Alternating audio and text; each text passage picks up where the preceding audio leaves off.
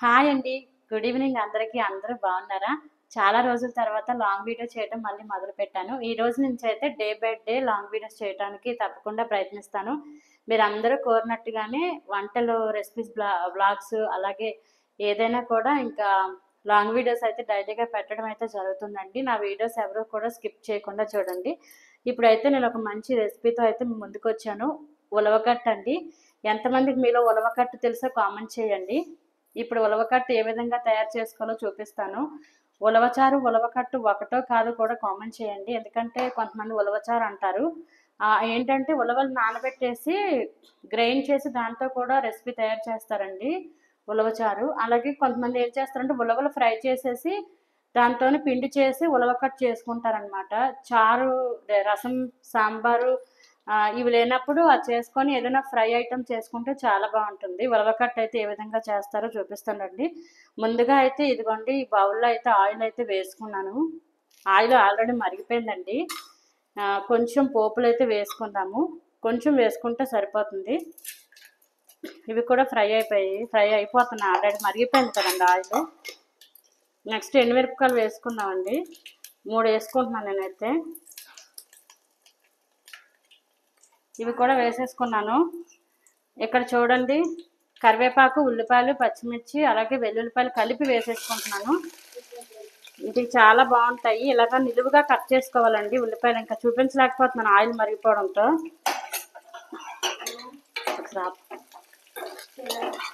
చెలో కాదు, కొంచెం అరటికాయలు కట్ చేసి వెళ్ళిపో.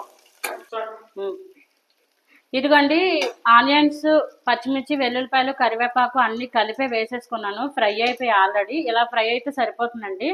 ఇంకా వాటర్లో కూడా ఉడకాలి కదా. ఈ టైంలో ఈ టమాటా ముక్కలు అయితే వేసుకోవాలండి. నేను 4 టమాటాలు, మీడియం సైజ్ 4 టమాటాలు తీసుకున్నాను.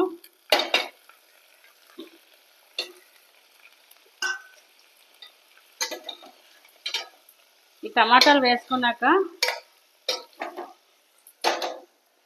ఉప్పు, పసుపు కూడా వేసుకోవాలండి. చూపిస్తాను. ఇదిగోండి ఉప్పు వేసుకోవాలి. ఫస్ట్ అయితే నేను కొంచెం వేస్తున్నాను. మెజర్మెంట్స్ ఏం చెప్పట్లేదండి. ఇప్పుడు మనం ఉప్పు కారాలు చూసుకున్నప్పుడు చూపిస్తాను మళ్ళీ. సరిపోతే మనం అడ్జస్ట్ చేసుకొని అయితే పసుపు కూడా వేసుకోవాలండి. కొంచెం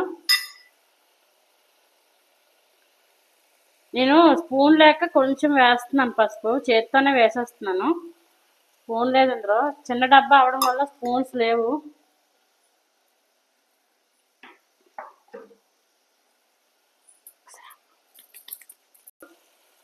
ఇదిగోండి ఇవి చక్కగా కలుపుకోవాలి. టమాటా ఇవన్నీ కూడా బాగా ఉప్పు, పసుపు చక్కగా కలిసి ఫ్రై అయిపోయిన తర్వాత మళ్ళీ చూపిస్తాను మీకు.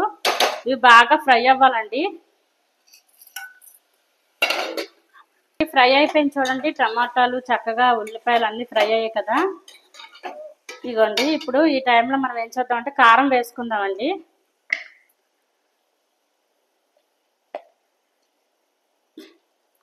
సాంబార్ అది ఏమి లేనప్పుడు ఇది ఈజీగా చేసుకునే రెసిపీ ఇది.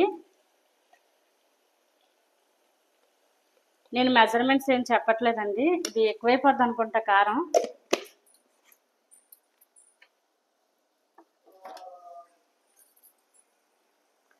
కారం వేసాను కదా, బాగా కలుపుకోవాలి. ఇప్పుడు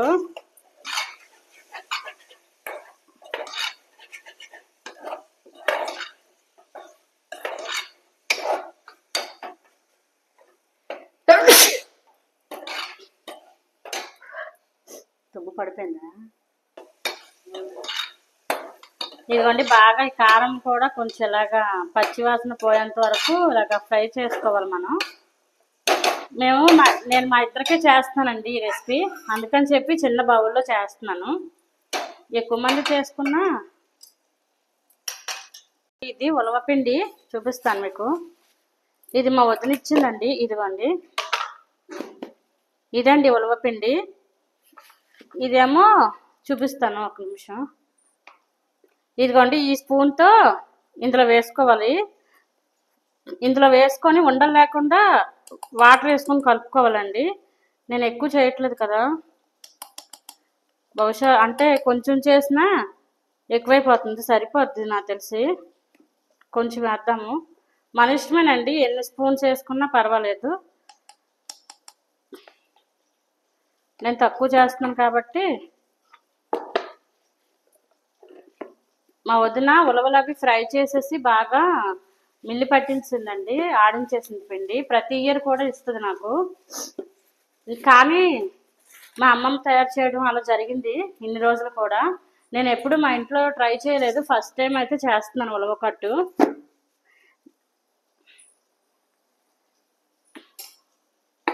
ఇందులో వాటర్ వేసుకోవాలండి, వాటర్ వేసుకొని ఉండలు లేకుండా కలుపుకోవాలి. నేనైతే చేతితో కలిపేస్తున్నాను, స్పూన్తోనైతే ఇబ్బంది అవుద్ది కదా. ఇదిగోండి, మనం శనగపిండి చట్నీ చేసుకుంటాం కదండి ఇడ్లీలోకి, అప్పుడు ఎలా అయితే మనం ఉండలు లేకుండా కలుపుకొని చేసుకుంటామో అలాగే ఇది కూడా చేసుకోవాలండి.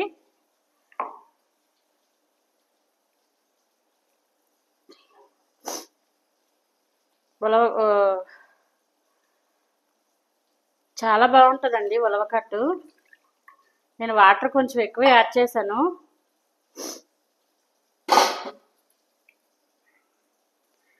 చూడండి, ఉండలు లేకుండా చేతితోనే కలుపుకున్నాను. స్పూన్తో అయితే మనకి ఉండలు కొంచెం తెలుస్తాయి కదా.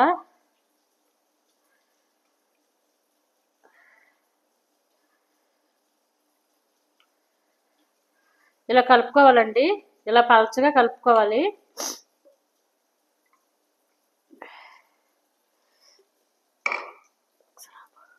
ఇదిగోండి, అలాగే చింతపండు పులుపు కూడా వేసుకోవాలండి. మనం టమాటాలు యాడ్ చేసినప్పటికీ కొంచెం పులుపు వేసుకుంటేనే బాగుంటుంది ఈ రెసిపీ. ఇదిగోండి, నేను నాకు ఇలా చింతపండు గుజ్జు తీసుకుంటున్నాను, రసము. కారం ఇదిగోండి, కారం వేగిపోయింది చూసారా.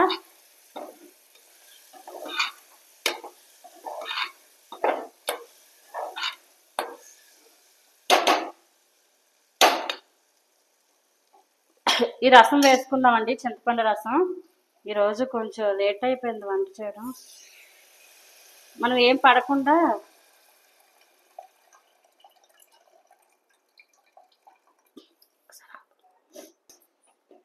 ఇదిగోండి, ఈ విధంగా అయితే మనం చింతపండు పులుపు అయితే వేసుకున్నాం కదా, చూసారు కదా. ఇదిగోండి, కొంచెం మనం పులుపు ఉప్పు కారం అన్ని అడ్జస్ట్ చేసుకొని కొంచెం వాటర్ కావాలన్నా యాడ్ చేసుకోవచ్చండి. నాకైతే అన్నీ సరిపోయాయి, నేను చూసాను. ఉప్పు అది సరిపోయింది. కావాలంటే మనం ఉలవపిండి వేసుకున్నప్పుడైనా కొంచెం చూసుకుంటే బాగుంటుంది. ఇది కొంచెం ఇలా బాగా కొంచెం ఉడకనివ్వాలండి, అప్పుడు ఉలవపిండి వేసుకోవాలి. ఉడికిక మళ్ళీ కలుద్దాం ఉడికిన తర్వాత.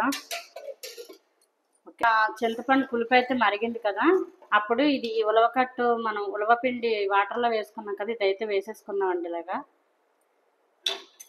ఇదిగోండి, ఇది ఉండలు లేకుండా ఇలా వేసేసుకోవాలి.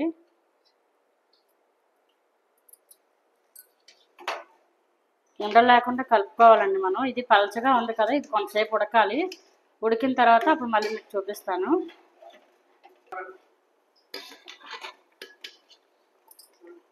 ఇగో చూడండి, ఉలవకట్టు ఇది ఇలా చక్కగా అవ్వాలండి. పలచగా ఉంది కొంచెం, నేను కొంచెం వాటర్ ఎక్కువ వేసేసాను. మీరైతే కొంచెం తగ్గించుకొని వేసుకోండి వాటరు. మీరు చింతపండు పులుపు తీసేసుకొని అందులోనే ఉలవపిండి కలుపుకుంటే అది కూడా బాగుంటుందండి. నేను ఇలా చేశాను ఈరోజు, ఫస్ట్ టైం ట్రై చేశాను. ఉప్పు కారం అన్నీ అయితే సరిపోయాలండి, పులుపు అన్నీ కరెక్ట్గా సరిపోయి. కొంచెం కన్సిస్టెన్సీ కొంచెం చిక్కగా కాదు పలచగా కాదు అలా ఉన్నట్టు చేసుకుంటే బాగుంటుంది. ఇగో నేను చేసింది కొంచెం పలచగా వచ్చింది. కొంతసేపు ఉడకనిచ్చిన తర్వాత అప్పుడు కన్సిస్టెన్సీ చిక్కపడుతుందండి, పర్వాలేదు. ఇది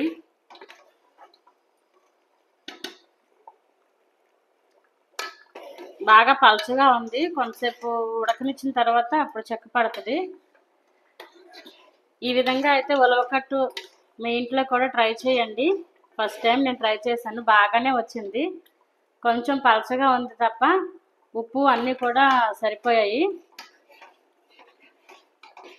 ఎప్పుడో ఒకసారి చేశాను, మళ్ళీ మధ్య చేశాను, ఇంకా అందుకని చాలా రోజులు అయిపోయింది కదా చేయడం, సంవత్సరాలు అయిపోయింది. ఇంకా ఇలా ఉండలు కట్టకుండా ఇలా కలుపుకుంటూ ఉండాలి.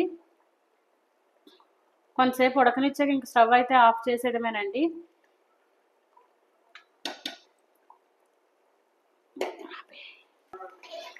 ఇదిగోండి ఇంకా ఉలవకట్ట అయితే రెడీ అయిపోయింది.